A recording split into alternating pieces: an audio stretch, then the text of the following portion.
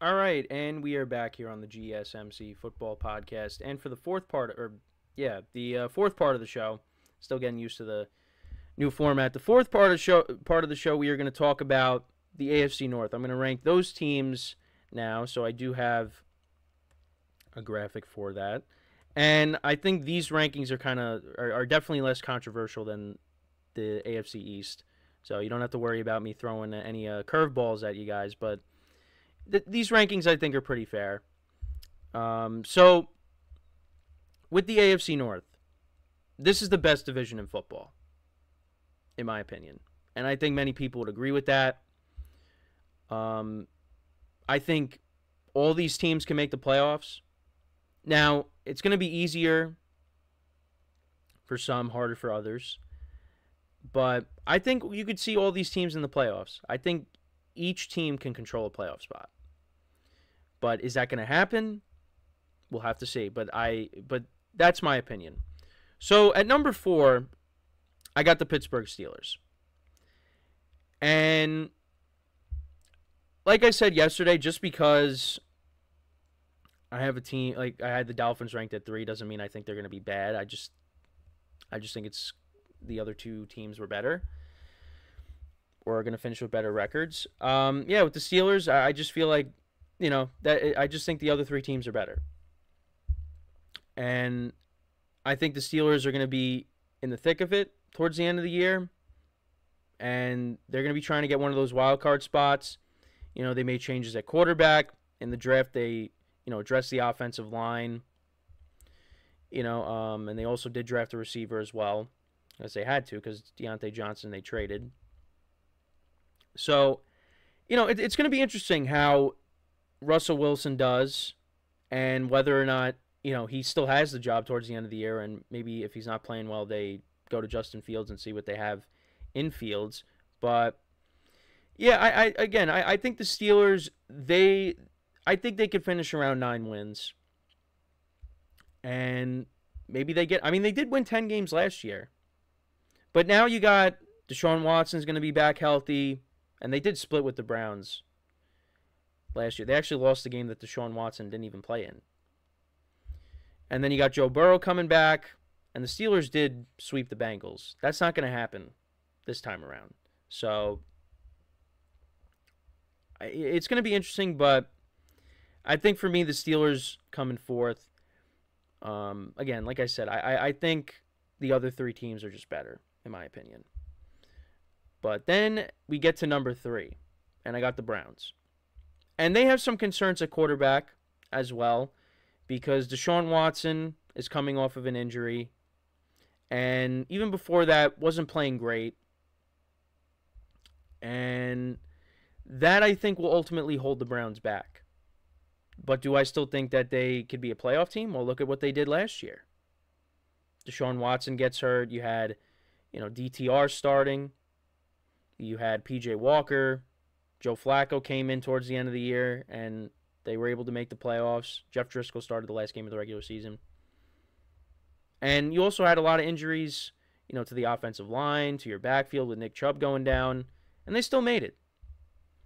So, and when Deshaun Watson got hurt, they were coming off of that big win against the Ravens, that comeback win against the Ravens. So I still think the Browns are going to be a good team, and they got one of the best defensive players in the NFL, like the Steelers do. They got Myles Garrett. Steelers got T.J.Watt, of course. So, the defense is going to be a force once again in 2024. And, if Nick Chubb comes back and is healthy, that adds another dimension to this offense. The Browns also went out and they traded for Jerry Jeudy, and they gave him a contract extension, to go along with Amari Cooper and David Njoku, who had a good year. So the Browns, I think, should be a good team. But I think the other 2 teams, like the Steelers, I think the other 2 teams in the division are better. And I think the Browns and the Steelers are going to be teams that are fighting for wild card spots. But I like the Browns' chances of making the playoffs better than I do the Steelers. Although, 3 of the 4 teams here did make the playoffs last year. So, But yeah, the Steelers at 4, Browns at 3. Now, this is where it gets really tough for me because I think the Ravens and with the healthy Bengals squad, I think these two teams are neck and neck. However, I'm going to give the Ravens the respect that they deserve, and I'm going to put the Bengals at 2.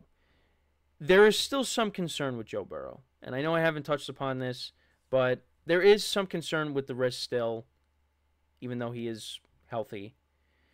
I know I didn't touch upon it this week.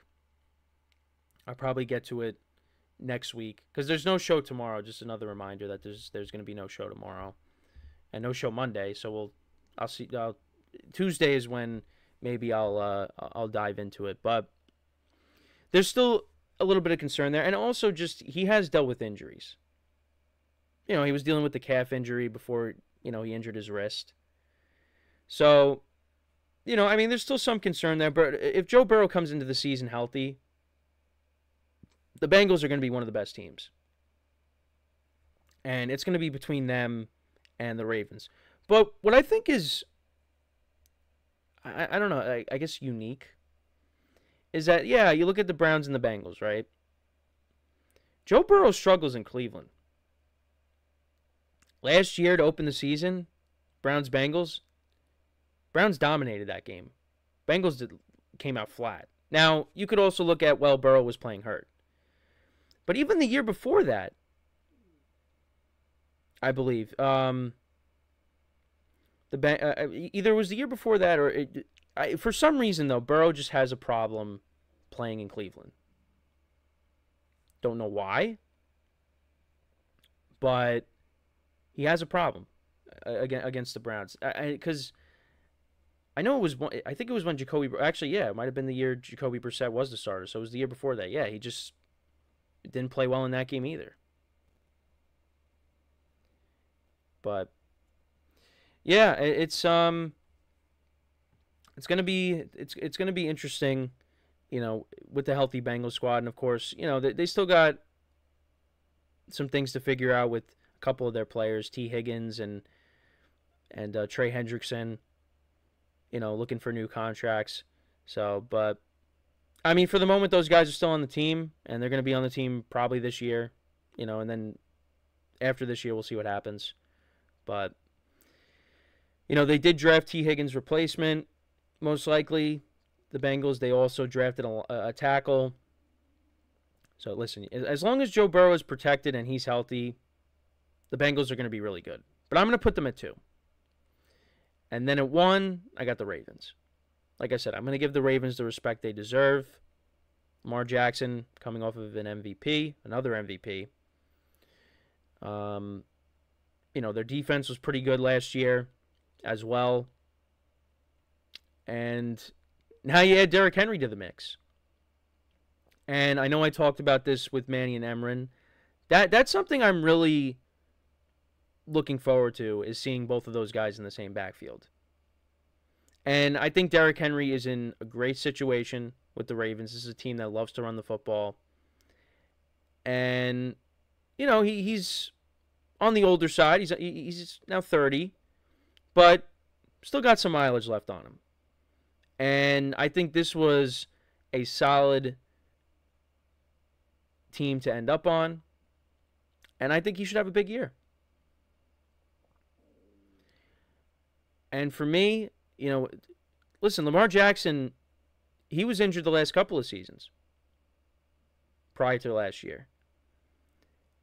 And when he's healthy, you see what the Ravens can do and the team that they can be. Now, they did fall a little bit short last year because, once again, Lamar Jackson did lose to Patrick Mahomes. But when he's healthy, you could, like I said, you see the kind of team the Ravens can be. And they were blowing out some teams, some good teams. They blew out the Lions. And, I mean, look what they did to the Dolphins, too, late in the season. Now, again, I mean, you could look at the Dolphins and they might be a little bit, they were kind of fraudulent, some people would say. But, I mean, that offense. But if you go back to 2022, The previous year, Ravens were up by a lot in that game. The Dolphins came back and beat them. So I kind of thought it was going to be the same thing. We were going to see a shootout, but we didn't. I think the Ravens put up like 50 points on them. But you see when the Ravens are healthy what they can do, what kind of team they can be. And for me, I'm going to put them at 1. But it's very close between them and the Bengals. Because, again, if Joe Burrow is healthy, we're going to see some good battles between these two teams. So just to kind of repeat myself here. So the Steelers I have at 4. Browns at 3. Bengals at 2. Ravens at 1. So that's the rankings there. Let me know what you guys think about the rankings. What would your rankings be? Again, I think these rankings are they are not as controversial as the ones from yesterday with the AFC East. That's probably the most controversial I'm going to get with my rankings. So next time we will do, I think next is going to be the AFC South.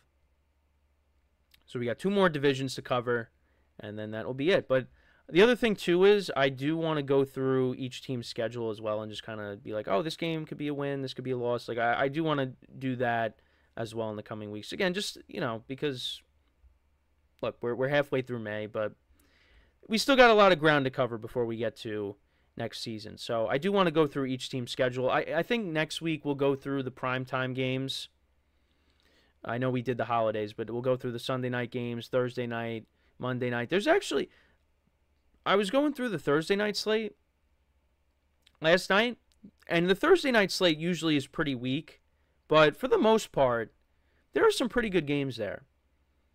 But now we got to see them play out first. But at least, like, on paper, you got some good matchups. So I want to get into all that next week. And like I said, we'll start going through, teams' individual schedules as well. But yeah, so that's pretty much, again, let me know what you guys think about the AFC North rankings. So we're going to take our final break of the show, and then when we come back, we will discuss Justin Jefferson, the latest on his contract situation. I'll talk about some comments made by head coach Kevin O'Connell regarding his contract situation, and that is what we will do to conclude the show for today. So with that being said, stick around, and we'll be right back here on the GSMC Football Podcast.